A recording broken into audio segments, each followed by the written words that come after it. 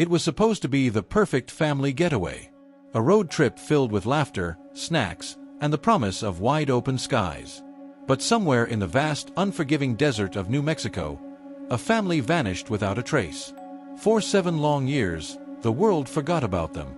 The police labeled it a mystery. Neighbors whispered it was an accident. But the truth was darker than anyone could imagine. And when a satellite image finally revealed something buried deep in the sand, the case everyone thought was cold suddenly caught fire. The Johnsons weren't rich. They weren't famous. They were ordinary people trying to find joy in the little things. Marcus Johnson, 42, was a hard-working mechanic. The kind of man who fixed other people's cars while his own sat in the driveway needing repairs. His wife, Denise, 39, worked as a nurse's aide, quiet, patient, the heart of the family. And their 2 kids, Jasmine, 13, and little Corey, 8. Full of life, always asking when they get to see the mountains or camp under the stars. So when Marcus finally saved enough money to take them on a long-promised road trip, it felt like a dream come true.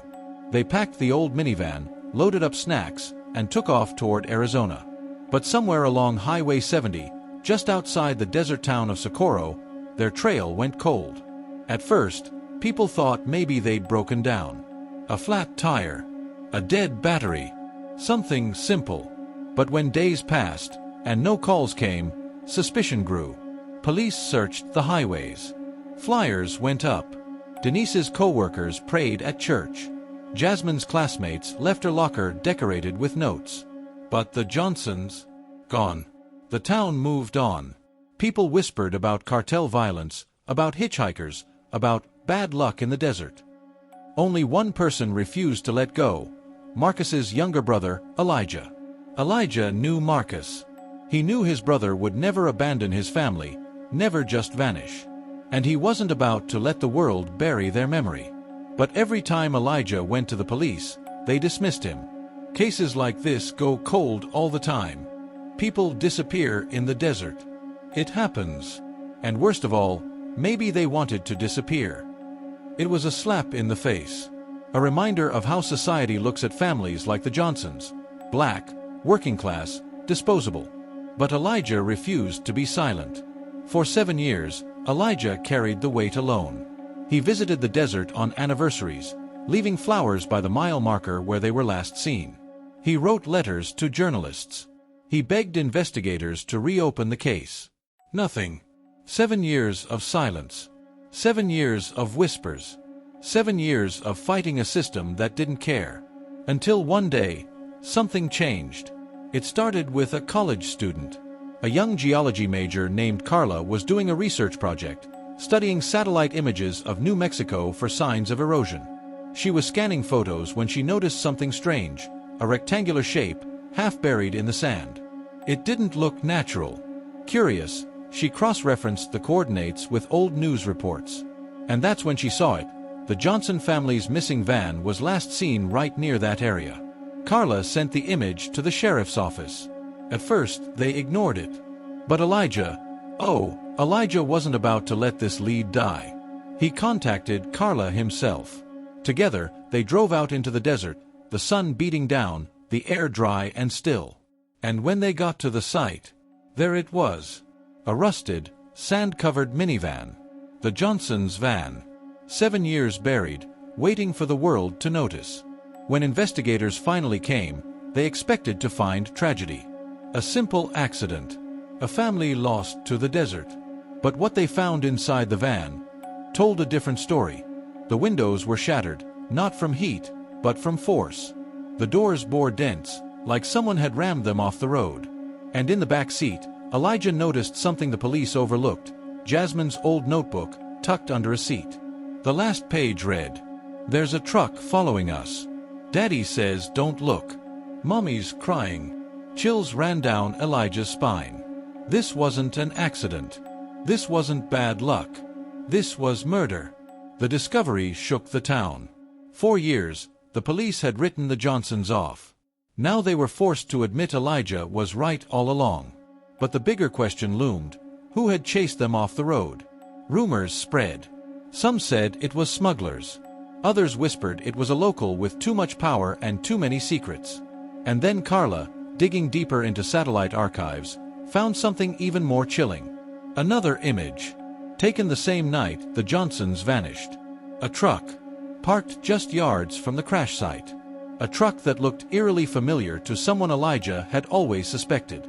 The evidence was growing. The police could no longer deny it. But as Elijah stood staring at that grainy satellite image, his blood ran cold. Because he recognized the truck. It belonged to someone powerful. Someone untouchable in that small town. Someone who had sat in church pews on Sunday, shaking Elijah's hand, all while knowing the truth. And just as Elijah prepared to speak out, a black SUV pulled up outside his house late one night. The headlights stayed on. The engine purred. A voice whispered from the dark, "Stop digging, or you'll end up just like them." Elijah froze. The fight for justice had only just begun. Who was behind the Johnson family's disappearance? And how far would they go to keep their deadly secret buried? Because 7 years. That's how long the Johnson family's disappearance haunted the desert. And just when the world stopped asking questions, the truth started clawing its way to the surface. A satellite image, a buried van, and a notebook that revealed the chilling words, "There's a truck following us." But the nightmare was far from over. Because the truck that chased them belonged to someone Elijah never wanted to believe could be guilty. And the deeper he dug, the more dangerous it became. Elijah sat at his kitchen table, staring at the satellite printout Carla had given him.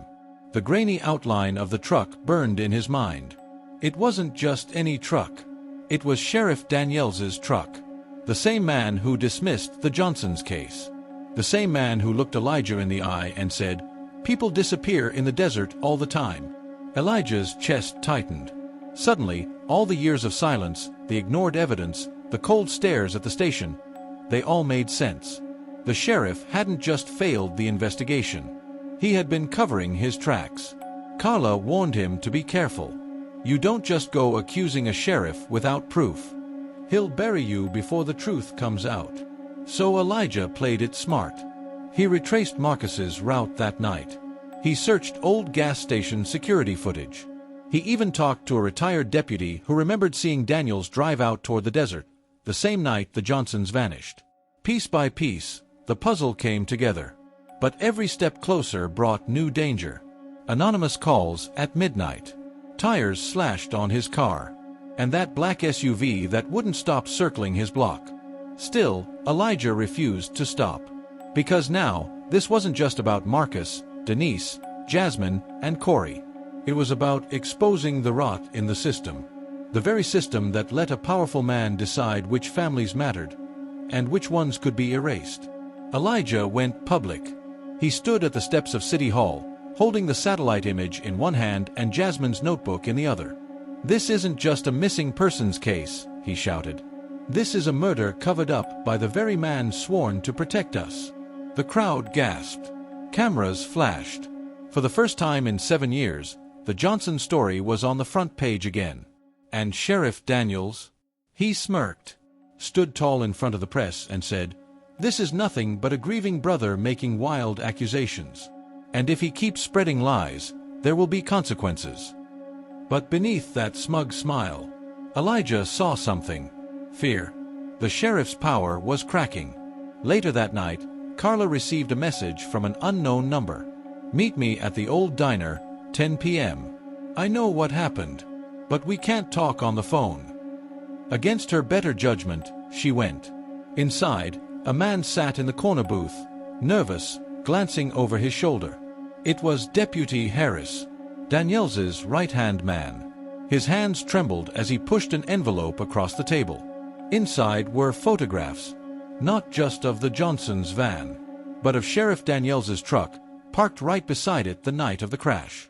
And Harris's voice cracked when he whispered, "He told us to make it look like an accident. I kept my mouth shut, but I can't live with it anymore." Carla's heart raced. This was it, the proof they needed. But then Harris leaned in closer. His voice shook. "You don't understand. Daniels isn't working alone. There are others. People higher up. If you don't stop now, you're next. Elijah and Carla prepared to go public with Harris's evidence.